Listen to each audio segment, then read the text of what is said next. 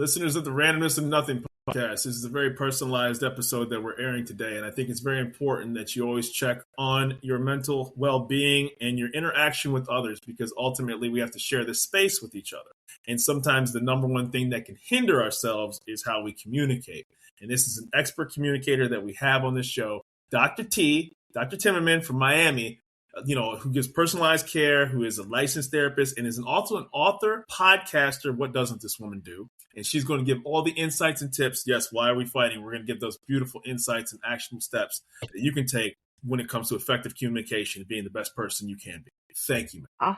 Thank you so much for having me here. I'm very much appreciative. And, we got past my botched calendar, so I can breathe a little easier now. So thank you for that. Please, let's share your life story. Wait, let me just say, when you talk about the calendar being able to breathe easier, there's something about sometimes we are so, the anticipation of what we're going to say and the outcome stops us from saying anything at all. And the fact that you just went for it and say, hey, do you have availability at this time? I'm like, yeah, that's absolutely fine. Yeah. And you're here, it's like,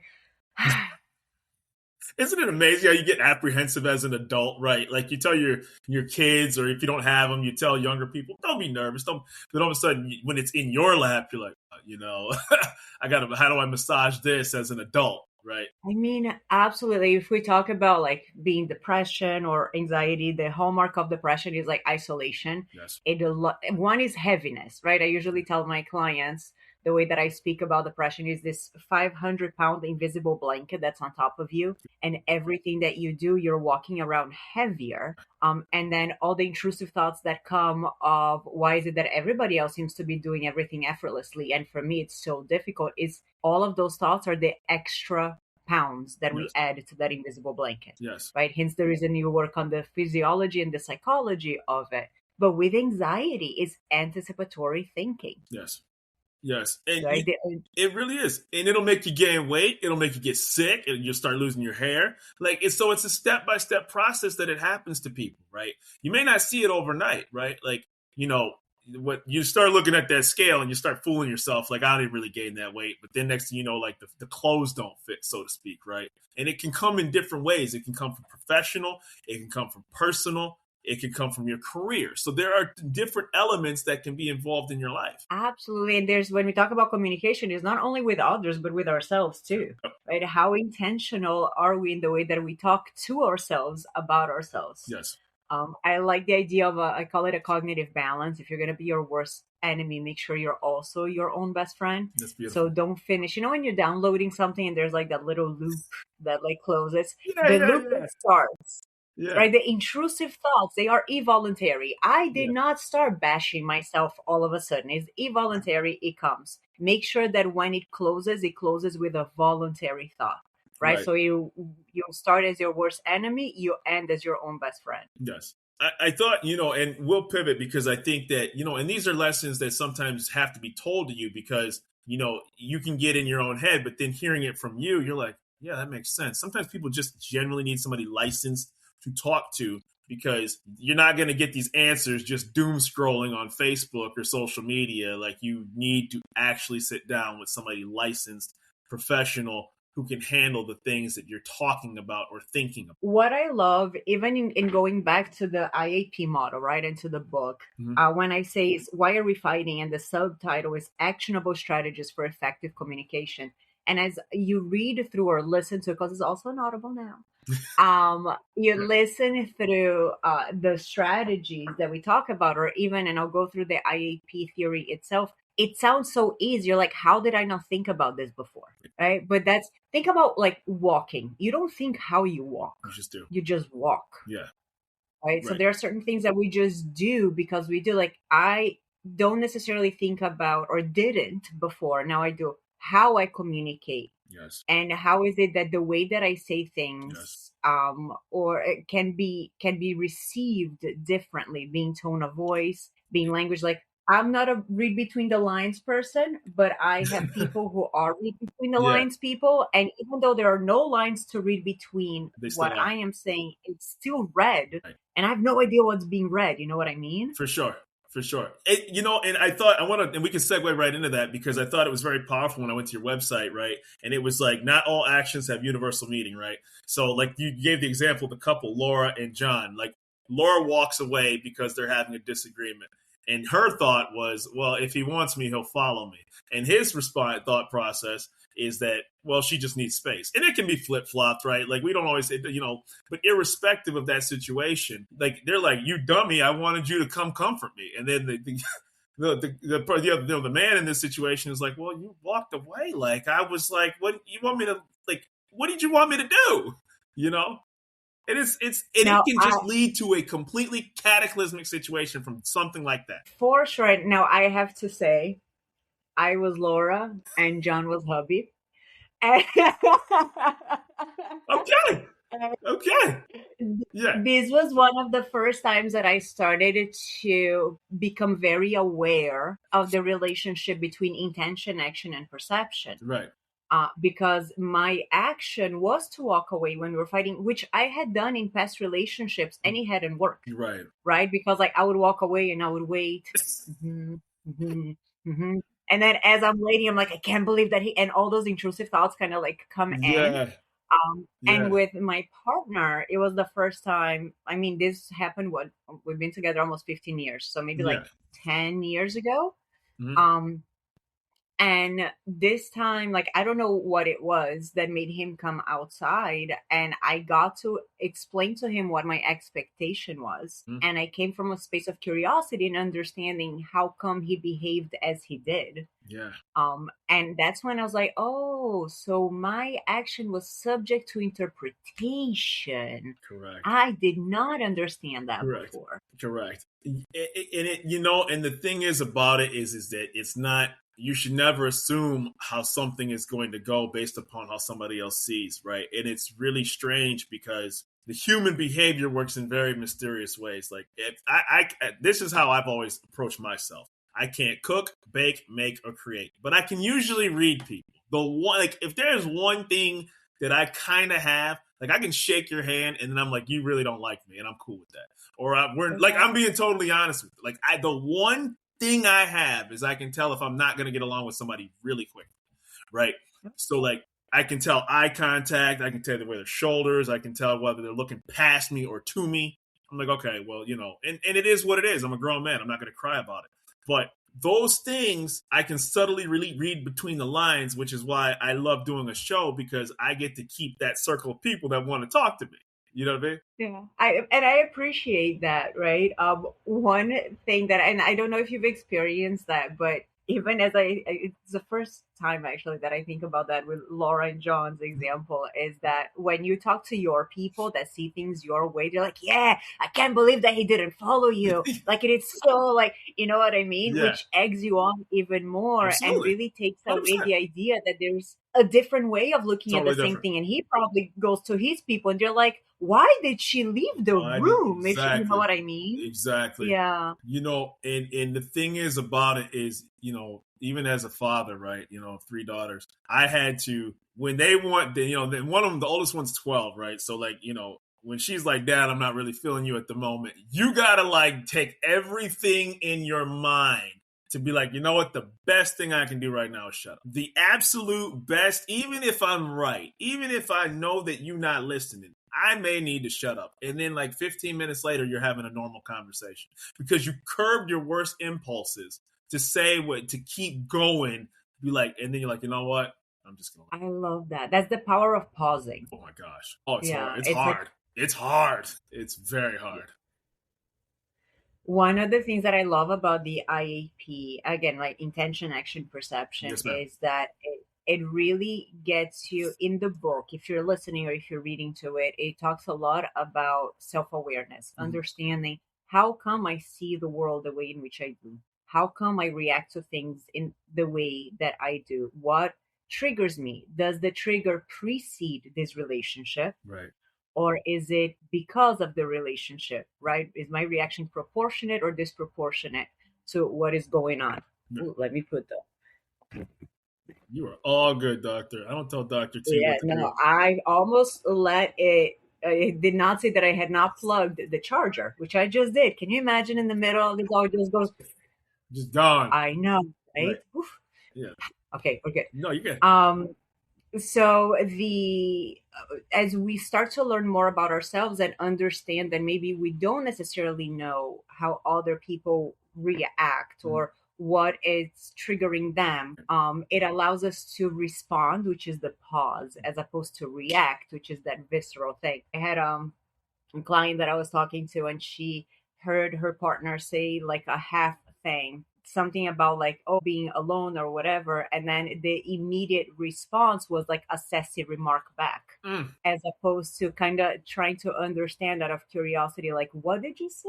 Yeah. It was just, I believe that what you're going to say or what you're trying to say was this. Right. And so I respond to what I believe I'm receiving. Right. And not to what I am actually receiving. For sure. And I think that, I mean, not to get too philosophical, but wars and disasters in life are man-made created because of people didn't communicate or take that 5, 10, 15 minute to really actually like, you know what, let me see what was really said in this exact same moment, right? Let me find out. Like, and whether you're road raging, whether and you deal with, people that have gone through very traumatic experiences. And I'm sure, I'm just guessing here, they would sit back and say, it all happened so fast. Like, it all happened so fast. And instead of just saying, you know what, I'm going to go to bed, I'm going to take a nap, I'm going to cool off, it didn't, because they didn't take that time period to really think about what was going to happen next. Yeah, no, I mean, I agree with that. So one of the things that I like to use whenever I'm working with someone is the concept of mantras, right? So what I mean by mantra is the state of mind I want to be in. So one of my mantras, I was always very much an all or nothing person, because the way that it wasn't that I intentionally thought all or nothing. It's just the way that I grew up is either you do it well or you don't do it at all. Correct. So it's got like ingrained in my mind, and I noticed that it wasn't serving me in all aspects of my life. And so I intentionally started using better some than none a couple of years back, which serves me really well. It allows me to like, I don't want to go to the gym at all. Better some than none. Just put your clothes on, go. You know what I mean? Like, my anxiety is leading me to binge eat, and now I eat this whole thing because better some than none. Better some control than no control at all. Yes. Right. No question. I had a client that the mantra that she created for herself was "It ain't that deep." Okay.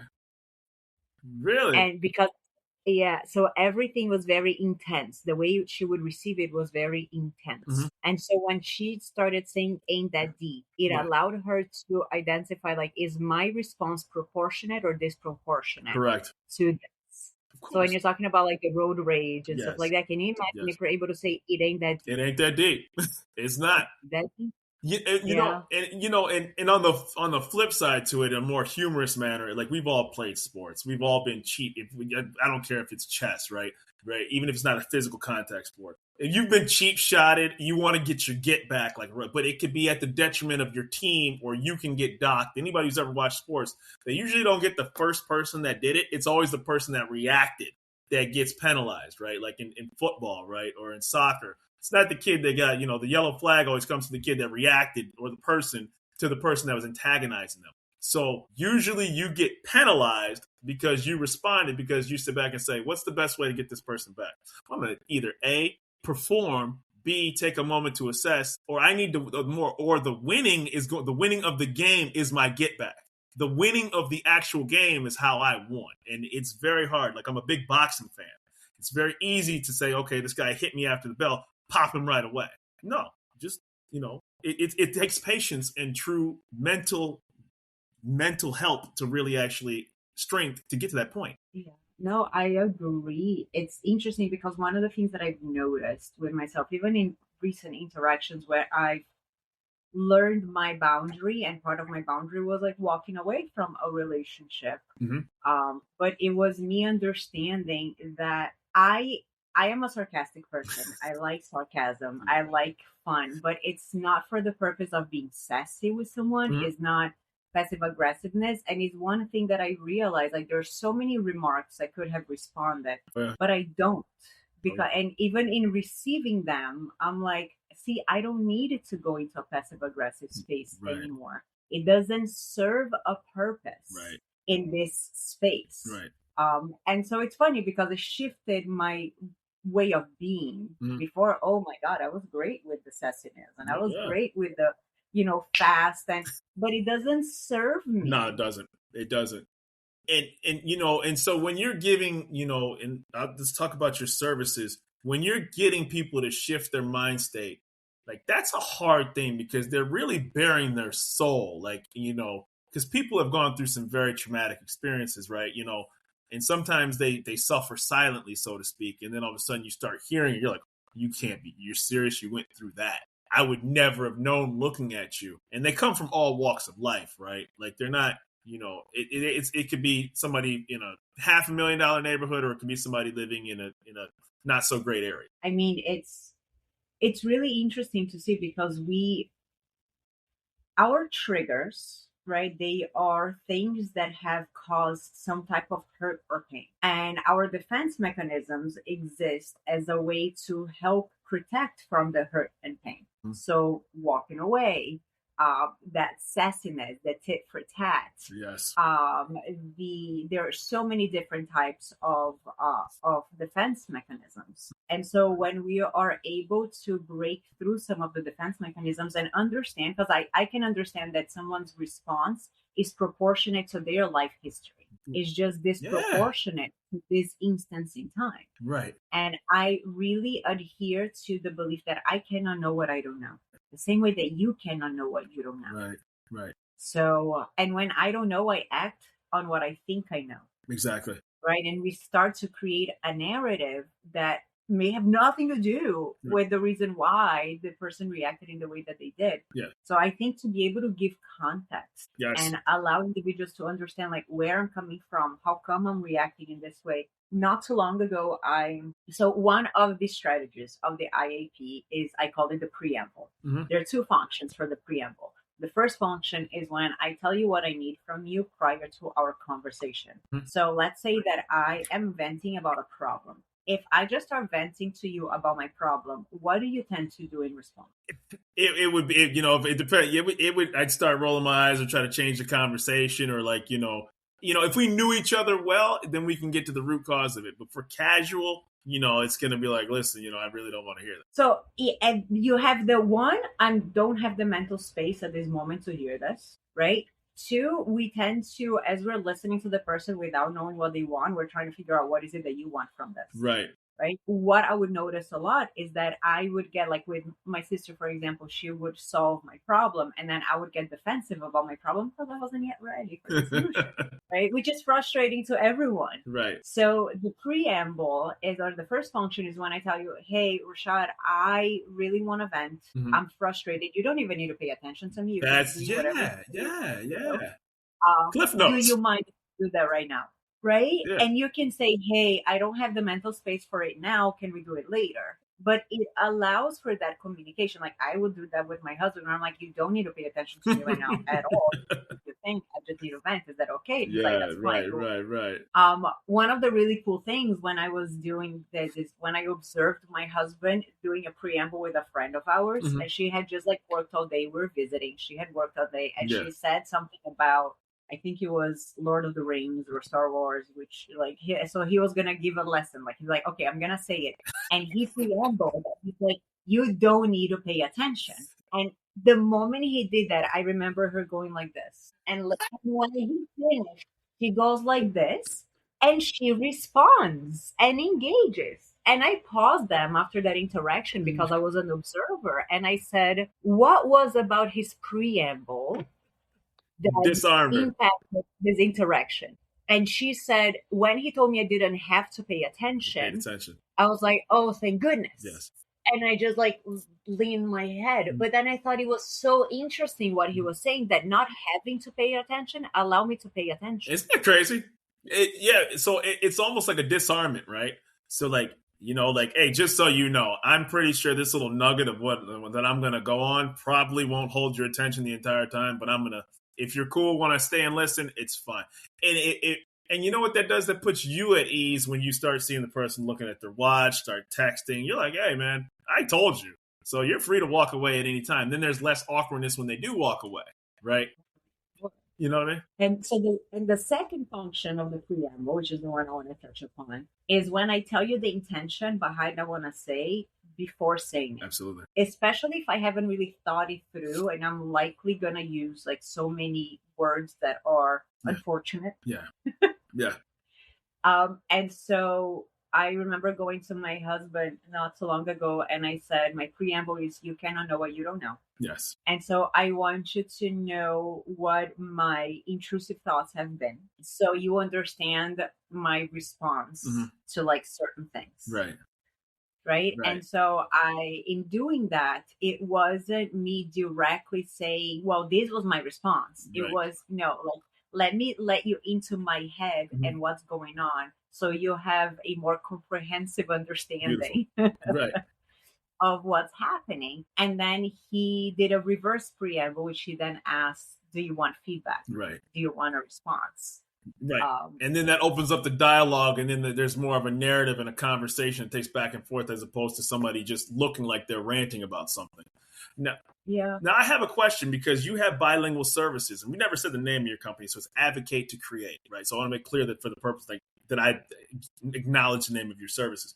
But you do Portuguese and Spanish. Do you find communication is different across different languages and stuff like that, where somebody would, I totally missed how that communication can be versus if it was in my native language? So, I mean, yes, there's an example of a couple that I worked with many years ago that comes to my mind where, and I've shared this before in I think previous podcasts, but so the male spouse was born in a Latin country, I don't remember which one, and moved to the US, whereas the female spouse is the children of and speaks Spanish fluently, but was born. And when we went to do a couple session, the male spouse said, this is a sacrifice I'm willing to make. And I saw your face right there. What stuck out with you? Yeah, it's just like, yo, that's a deep cutting conversation to tell somebody it's a sacrifice I'm willing to make. Like, what's next?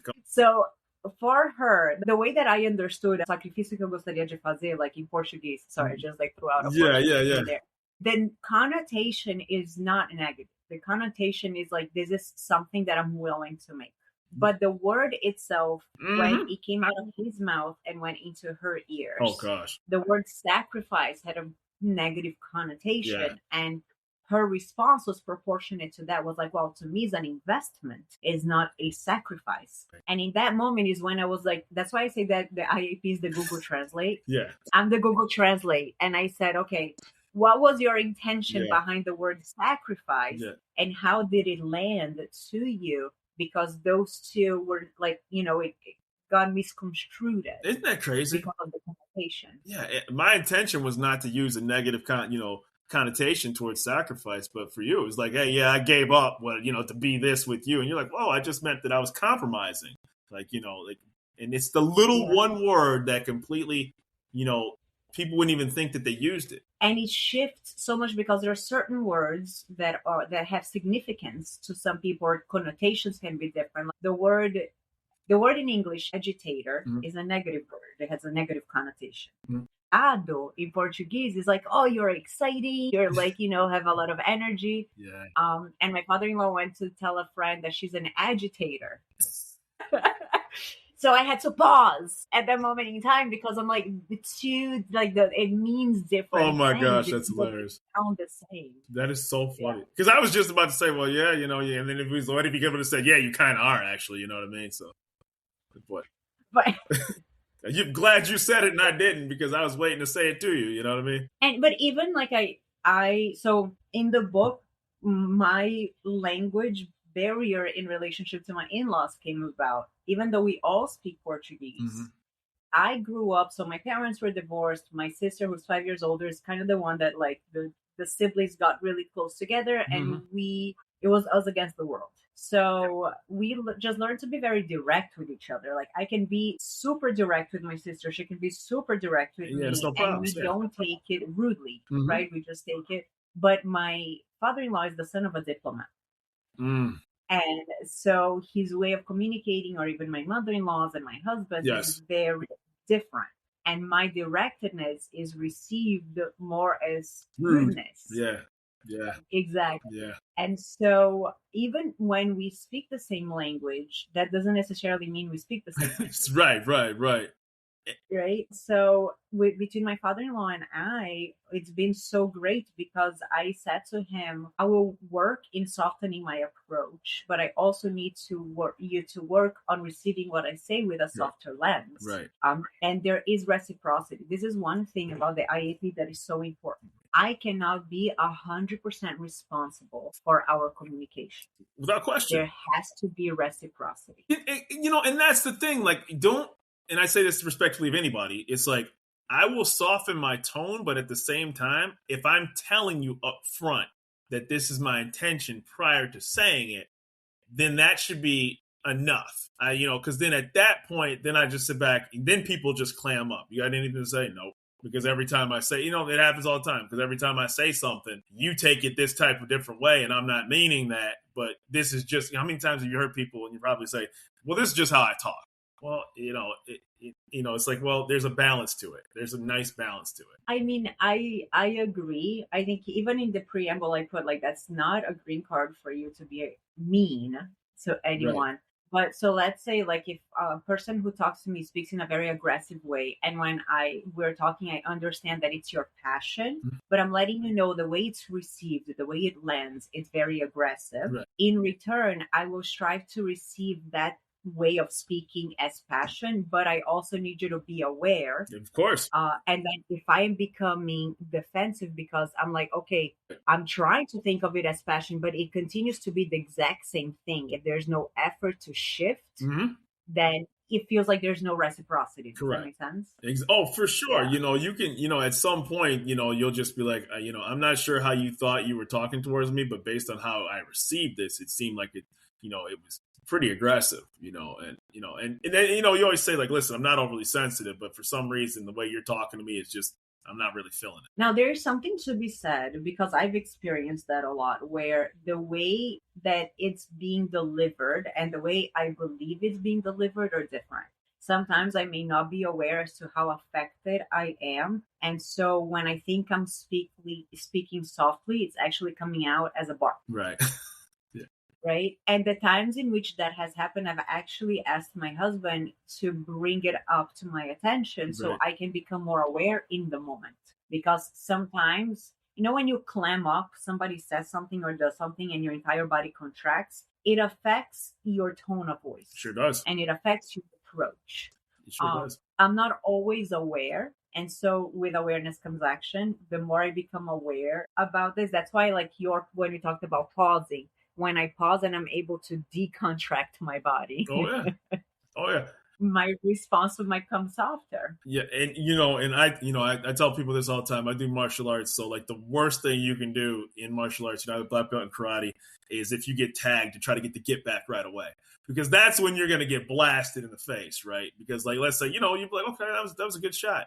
Oh, you have in that exact moment, whether you box, whether you wrestle, the match is still going. Think about the long-term effect about what I'm trying to do in this short term to get a hit back in, because the consequences can be catastrophic, right? Because your anger and your mind hasn't put you in a place to absorb this. Says, okay, it's a 3-minute round. They hit me a minute into it. I just have to do something in the next 2 minutes. You don't have to get it back in the next 5 seconds. So we do jiu-jitsu. Hobby's a black belt in jiu-jitsu. I'm a blue. I stayed at the blue and I haven't moved. Yeah. It's a hard style. It's a hard style. It's a hard, and one of the things that I applaud when I see him or I see other, higher belts is the going with the flow. Oh my gosh. When you try to 100%. go against it, 100%. is when you get stuck. When I get stuck is when I start thinking about what I want to do. Yes. When I just allow my body to do it, it goes a lot smoother. Yes. People like, for people in this, jiu-jitsu, right? So I got my first dabs into jiu-jitsu like 4 years ago after doing years of taekwondo and karate, right? And for anybody who's transitioned from striking to grappling, it's like the most humbling experience in the planet, right? Because nothing you do applies to that. But you're teachable, right? Because it's just a different style. But the one thing when I started to get, like, I've rolled with a lot of blue belts and I'm still a white belt. Once I calmed down and I just okay. And you start anticipating and you would start saying, okay, I think this is going to happen. Then it became harder for those guys to submit me. Listen, they got way more skill set than I did. But to your point, it's like, okay, it's rolling this way. I know how to fall. I know how to put my hand up right away before I get choked. Like, I'm not, and then you're like, okay, what do you do? Well, I'm not stalling, but I'm thinking, I'm breathing. And then I can make a move to get you off of me. And you're like, man, all I had to do was calm down. But you know what's interesting? Kind of going into the concept of jiu-jitsu, and I'm going to... You're good. When I talk about like our perception and then we communicate the way that we learn how to communicate, our interactions with the world as well as the world's interaction to us allow us to know what to expect. When I started jiu-jitsu, I started at a gym where I was the only girl, or there were like one or two girls, and the majority of the guys were heavier set. And so I learned to do jiu-jitsu in a slower way, right? Being accustomed with people who are bigger than me, to be grappling with them. So whenever I would go to a different gym and I would roll with the women, I remember my coach telling me, he's like, you roll like you're rolling with a 600-pound man, as opposed like you're not fast. You're not. I'm like, because what I learned was this. I learned to roll in this way and going slow because I know that strength is not my ally. Correct. Right. And so it was interesting because if I would go to a different gym, I was like, oh my God, it feels so weird. And it's the same thing in communication. When we come outside of our people, how we grew up, and we go somewhere else, we go into a relationship with somebody who's different, we need to relearn. Absolutely. As opposed to try to force what we had onto the other. Yeah, and the number one thing first is obviously, there's that awkward moment where you first go in a room with people you don't know. And then, I'm of the belief that I don't want to say anything, offensive. So I always try to, err on the side of, I don't ask you who you voted for, and I don't ask what God you worship or don't worship. Because, like, those are the things that I think that, you just had to ask that question, right? It's like, no, listen, man, I'm not that dude. Like, I got bigger things to deal with in life than asking that hot button issue that I know makes people upset. I'm not, like, there's no purpose in poking that bear. So I think that people who want to get to the next level of communication, just because we're born and we learn how to talk doesn't mean we know how to communicate. You know what I mean? And that's the difference. I will say, like, I'm very passionate about my politics, right? My umbrella is social justice, human rights, environmental justice, and everything else comes kind of from there. And it became when you talk about like hot topic of, I wasn't yet able to manage my reactivity when talking with people whose beliefs were so distinct from mine. So I would bark.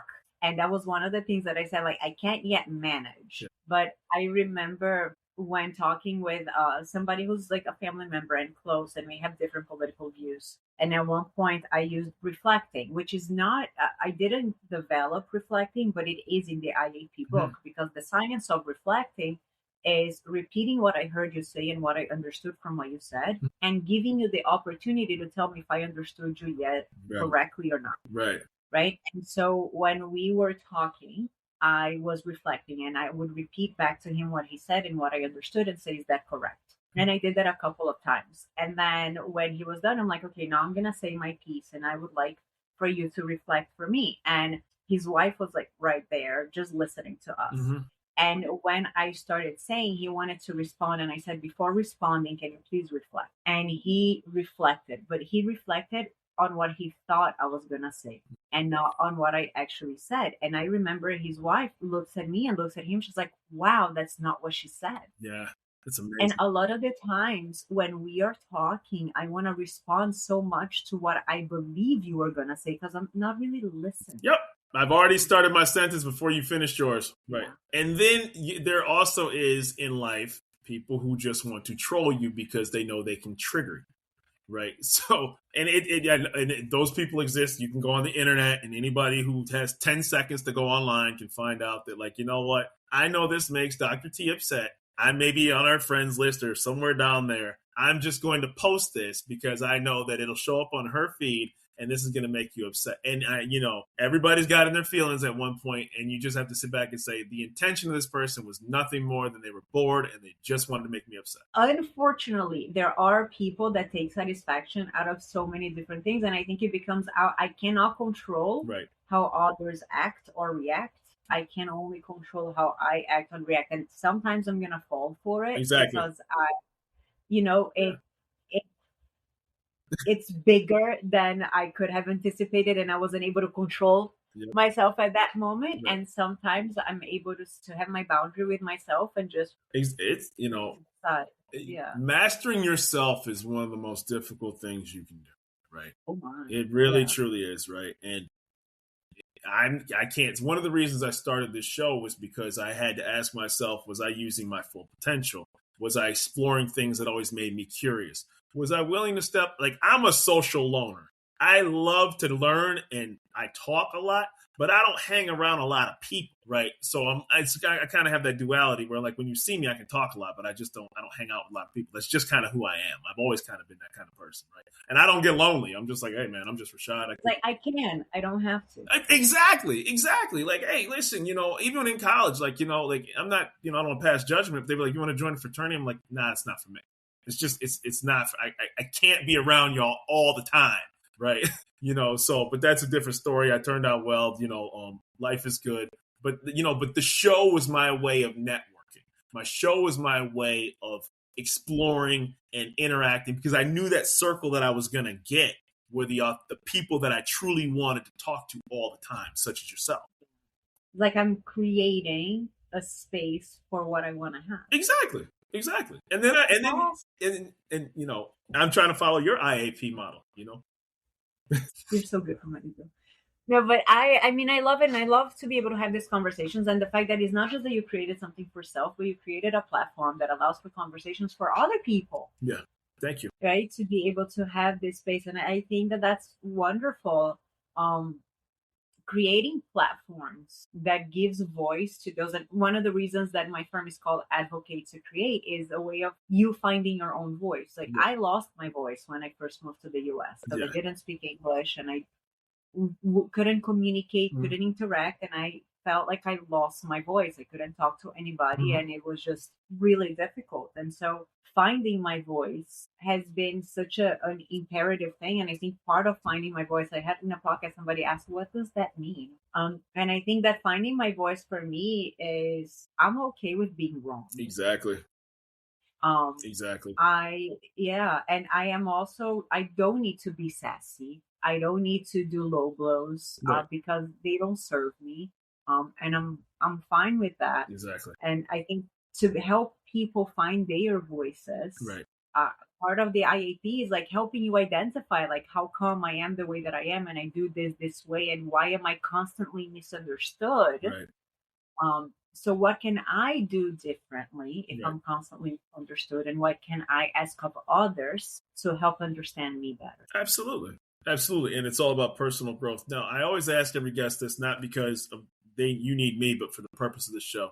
Where can people find Dr. T, Advocate to Create, and, all of the, therapy services that you have to offer? Because we've only touched on what you do in a very small segment. So you can find me at advocatetocreate.com, and the 2 is the number 2. Yeah. We go by A2C for short.